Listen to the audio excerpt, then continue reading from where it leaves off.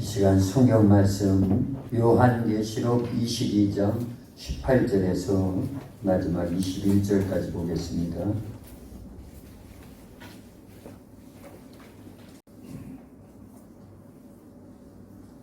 성경 요한계시록 22장 18절에서 21절까지 한 절씩 교독합니다. 제가 먼저 보겠습니다. 내가 이 두루마리의 예언의 말씀을 듣는 모든 사람에게 권하노니 만일 누구든지 이것들 외에 더하면 하나님이 이 두루마리에 기록된 재앙들을 그에게 더하실 것이요 만일 누구든지 이 두루마리의 예언의 말씀에서 제하여 버리면 하나님이 이 두루마리에 기록된 생명나무와 및 거룩한 성의 잠잠을 제하여 버리시리라. 이것들을 증언하시니가 이르시되 내가 진실로 속히 오리라 하시거늘 아멘. 주 예수여 오시옵소서. 주 예수의 은혜가 모든 자들에게 있을지어다. 아멘. 할렐루야. 오늘은 9월 첫째 주일입니다. 9월에 우리 도학교의 신앙생활 목표는 예수님의 재림을 준비하는 달입니다. 우리 한번 따라서 합니다. 예수님의 재림을 준비하는 달. 예수님의 재림을 준비하는 날. 조금 더 크게 한 번 더 따라서 합니다. 제가 먼저 할게요.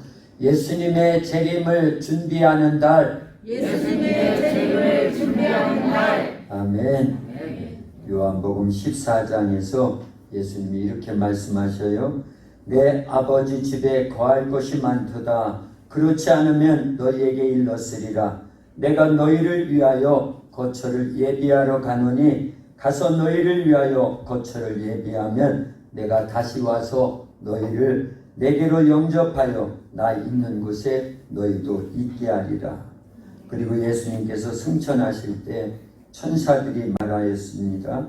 갈릴리 사람들아 어찌하여 서서 하늘을 쳐다보느냐. 너희 가운데서 하늘로 올려지신 이 예수는 하늘로 가심을 본 그대로 오시리라. 예수님은 반드시 다시 오십니다.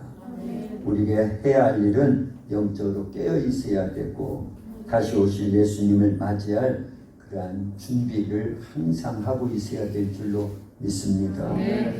그리고 오늘 본문 계시록 22장 20절에서도 예수님이 이렇게 말씀하시죠. 이것들을 증언하시니가 이르시되 내가 진실로 속히 오리라 하시거늘 아멘. 주 예수여 오시옵소서. 예수님은 내가 진실로 속히 오리라. 마지막 부분에서도 이렇게 예수님이 우리를 데리러 다시 오시겠다고 분명히 약속하셨습니다. 사도 요한은 예수님의 재림을 사모하며 기다렸습니다. 요한계시록은 반모섬에 유배된 요한 사도가 하나님께 기도하면서 받은 계시를 기록한 책이지요. 이 책에는 예수님이 재림하시기 전후로 일어날 수많은 상황과 그리고 주님이 하실 일이 기록되어 있습니다. 요한계시록 20장 10절에 보면 또 그들을 미혹하는 마귀가 불과 유황못에 던져지리니 거기는 그 짐승과 거짓 선지자도 있어 세세토록 밤낮 괴로움을 받으리라. 이렇게 말씀하셨습니다. 이 말씀처럼 우리 사람들이 마귀 역사를 몰라서 불의의 병기로 사용된다면 마귀와 함께 지옥 가게 된다는 사실도 기록되어 있다는 것을 우리는 기억해야 됩니다. 마태복음 24장에서 예수님이 오시는 때가 임박한 시대에는 노아의 홍수 때와 같이 사람들이 정욕적이고 마귀적이고 세상적이라고 했습니다. 그리고 소돔과 고모라 때와 같이 성적인 타락이 크게 달할 것이고 이렇게 타락한 사람들이 어떻게 천국에 가겠느냐고.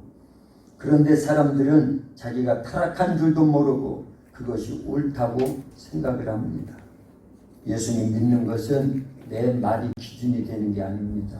사람들 말이 기준되는 것이 아니라 하나님 말씀이 기준돼서 그 말씀대로 행하는 자들이 예수님을 믿는 사람들입니다.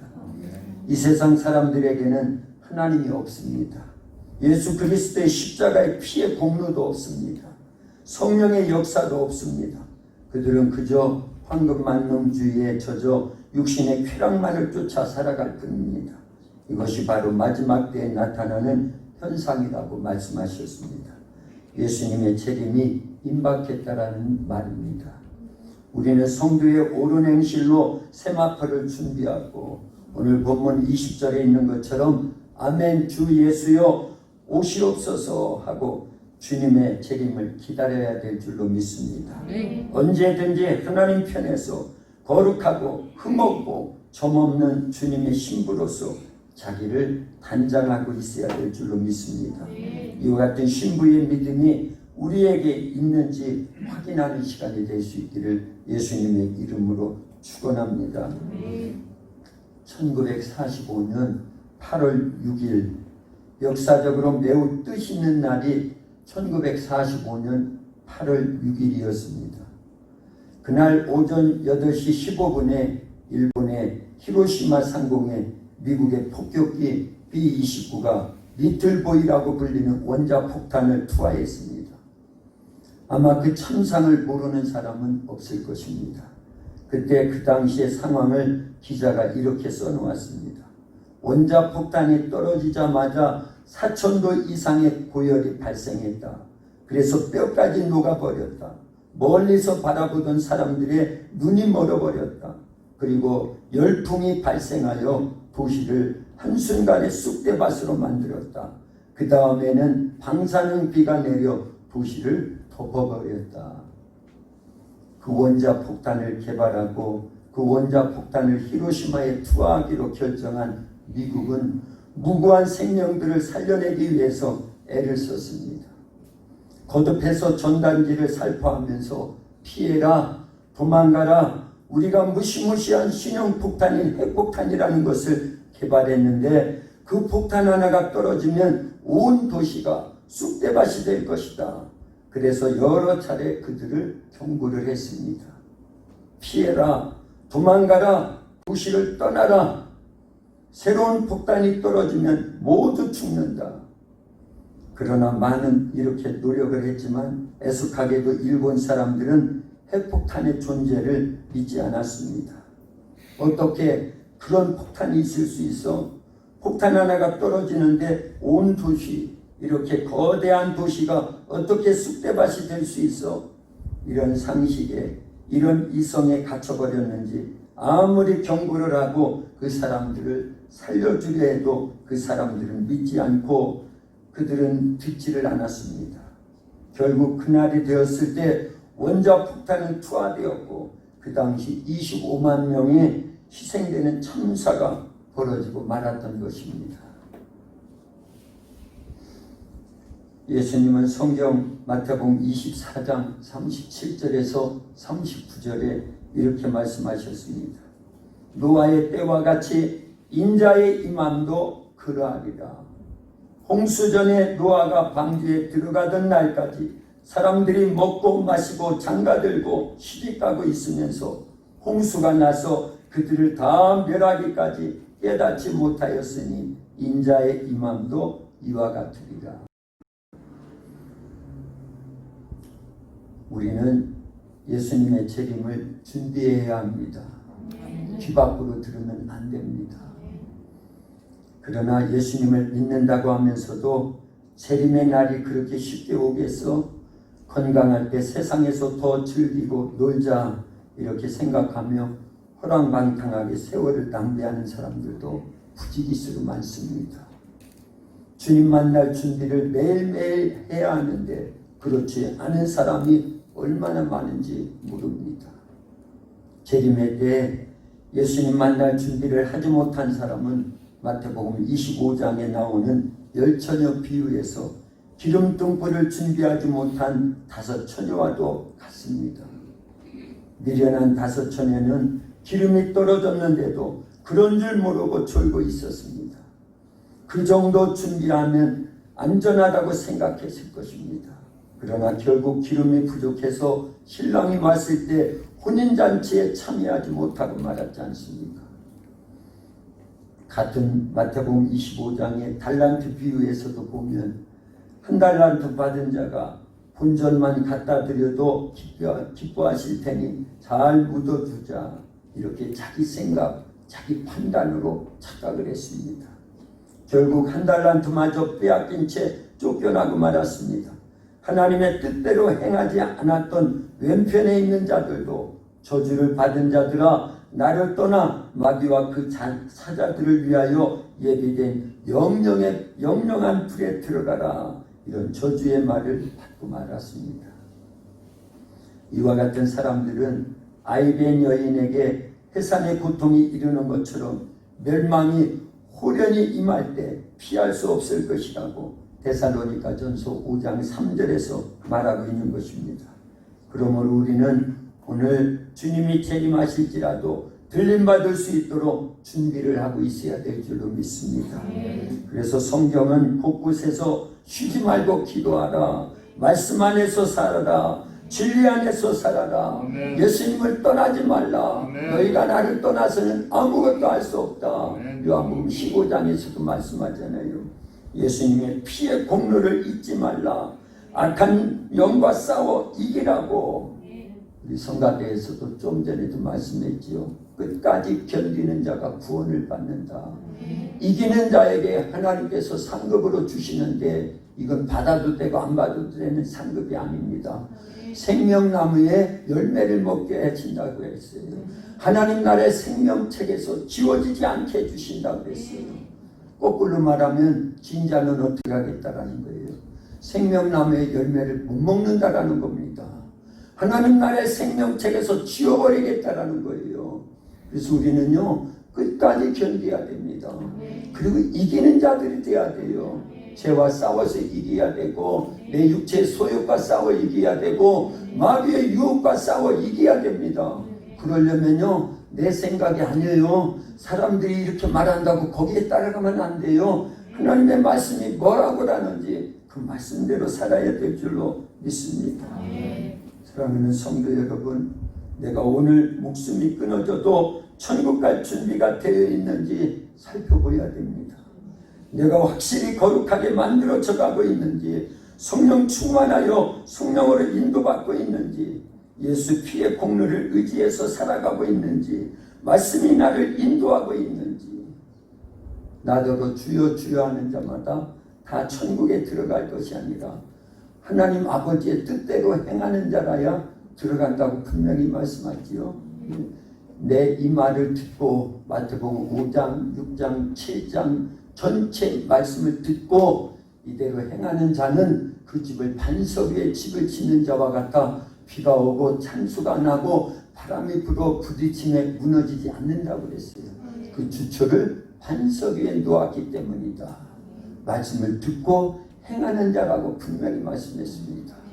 그러나 내 말을 듣고 행치 않는 자는 그 집을 모래 위에 짓는 자와 같아서 비가 오고 찬수가 나고 바람이 불면, 코로나의 바람이 불고 이런 시대적으로 기독교를 핍박하는 이러한 큰 태풍이 불어오고, 그래서 비가 오고 찬수가 나고 바람이 불어 부딪힐 때 무너지는데 무너짐이 심하다. 그 주초를 무엇에 놓았기 때문에요? 모래 위에. 뭐라는 거예요? 말씀을 듣고 행치 않는 삶을 살아왔기 때문에 조금만 유동해도요 쉽게 예수님 포기합니다. 조그만한 어려움이 와도요 쉽게 예수님을 부인하고 떠나가 버립니다. 그리고 육체의 소욕대로 살아요. 갈라디아서 5장 16절부터 21절까지 쭉 보면 육체의 소욕대로 살던 사람은 하나님의 나라를 유업으로 받을 수 없다 분명히 말씀했어요. 그래서 우리는요 성령의 열매를 맺으며 살아야 된다.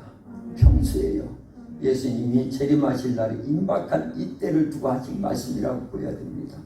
성령의 열매를 맺는다라는 건 예수님의 성품과 기질과 특성과 근성대로 주님이 가신 말씀의 좁은 길로 걷는 거예요. 십자가의 길을 걷는 겁니다. 그래서 사랑과 희락과 화평과 인내와 자비와 양선과 충성과 온유와 절제의 성령의 열매를 맺는 자들이 천국 가는 거예요. 한번 예수님 믿었다고 천국 가는 게 아닙니다. 그 믿음 받으려 끝까지 지켜나가야 되는 거예요. 빼앗는 놈이 있다라는 걸 알아야 됩니다. 세상에 그 많은 권력을 동원하고요, 세상의 각종 타락한 죄성을 통해서 우리를 유혹해서 노아의 시대와 같이 하나님 싹 잊어버리게 만들고, 소돔과 고모라 성과 같이요 동성애가 만연되어 있고요. 그런데 그게 죄가 아니래요. 인권이라고 하는 것을 드러냈어요. 그게 죄가 아니래요. 오늘날 우리 시대가 이렇게 바뀌어버렸습니다. 9월 2일부터요 10월 31일까지 60일이거든요. 전국적인 교회들과 또한 성도들과 주의 종들이 할 수만 있으면 금식을 하면서 하나님 앞에서 회개하면서 이 나라의 회복과 이 나라의 교회의 회복과 우리 성도들의 개개인의 회복을 위해서 기도합시다. 그래야 살 길이 열립니다. 요나가 니느웨 성에 외치기를 여러분이 회개하지 않으면 하나님께서 이 성을 멸하신다 하셨습니다. 그때 니느웨는요 아수르 대제국의 수도입니다. 그런데 요나라고 하는 무명의 그런 선지자가 이방나라, 자기들로서는 이방나라지요, 이스라엘에 그 조그마한 나라의 선지자가 와서 외치는데도 그들은 그런 소리를 귀 밖으로 듣지 않았어요. 그리고 왕으로부터 모든 일반 백성에 이르기까지 금식을 하면서 죄를 뒤집어 쓰고 죄에 앉아서 옷을 찢지 않고 마음을 찢으면서 하나님 앞에 통곡하며 회개할 때 하나님 그 성을 멸하지 않았어요. 살려주셨어요. 그래서 예수님도 말씀하시죠. 마지막 때 느느웨 성 사람들이 오늘 이 사람들을 심판할 것이다. 그들은 경고의 말씀을 듣고 회개했기 때문이라는 거예요. 그래서 오늘날 우리도요 하나님 앞에 마음을 다해서 회개하면서 하나님 앞에 기도해야 될 때가 바로 이때입니다. 예수님 믿는 성도들은 지금이야말로 나라 민족과 우리 한국 교회를 위해서 기도해야 돼요. 정말 그래야 됩니다. 그래서 요엘서 2장 12절에서 13절까지에는 이렇게 말씀하고 있습니다.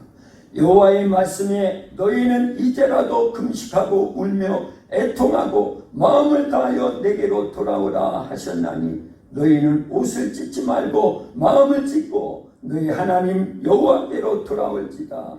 그는 은혜로우시며 자비로우시며 노하기를 더디하시며 인애가 크시사 뜻을 돌이켜 재앙을 내리지 아니하시리라.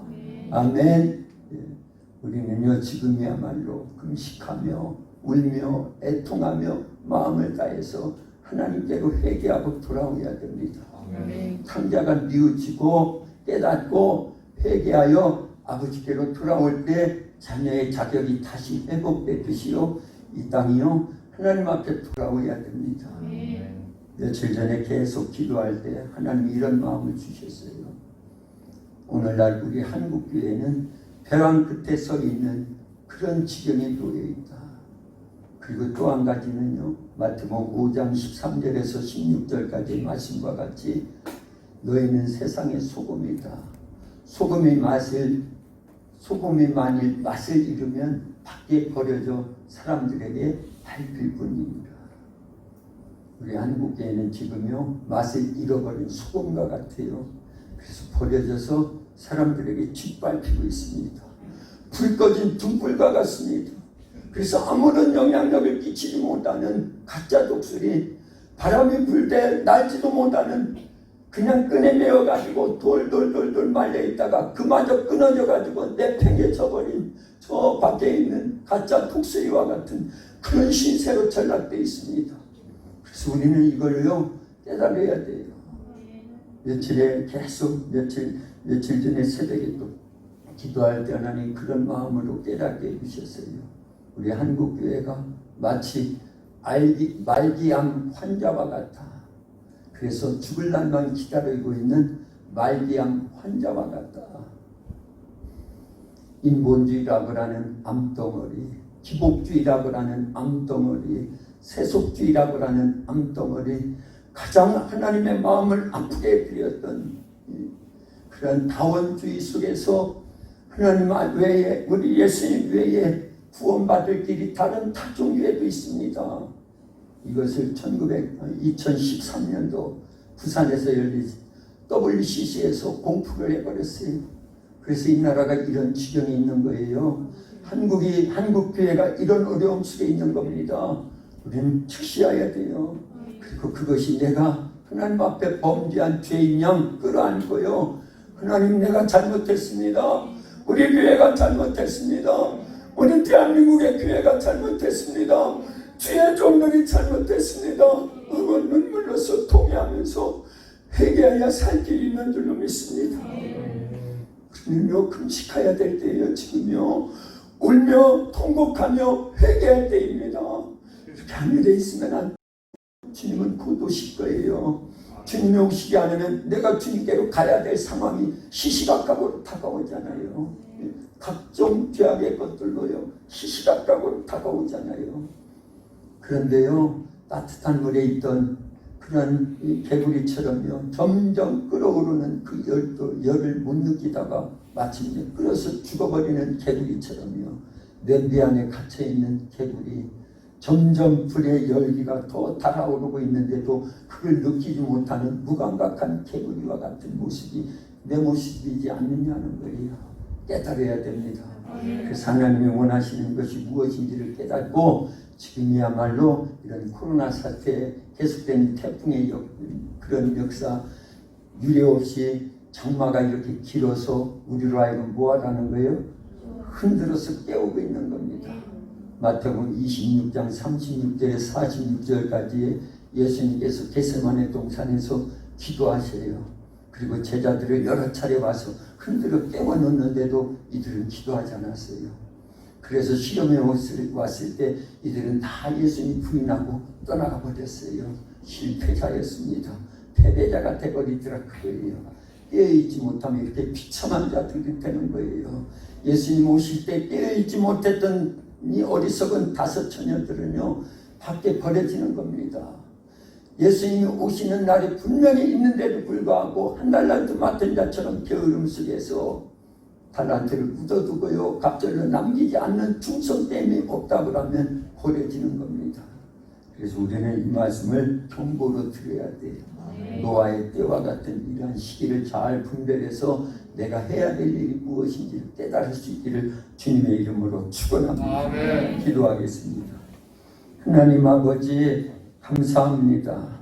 시험이 오고 환난이 오고 핍박이 오고 고난이 와도 우리로 하여금 깨어있게 하시는 하나님의 마지막 사인이요, 마지막 경고임을 알기에 오늘도 하나님 앞에 나와서 예배드리며 말씀을 통해서 경고하시는 주님의 음성을 듣게 하시고 깨어나게 하시니 감사합니다.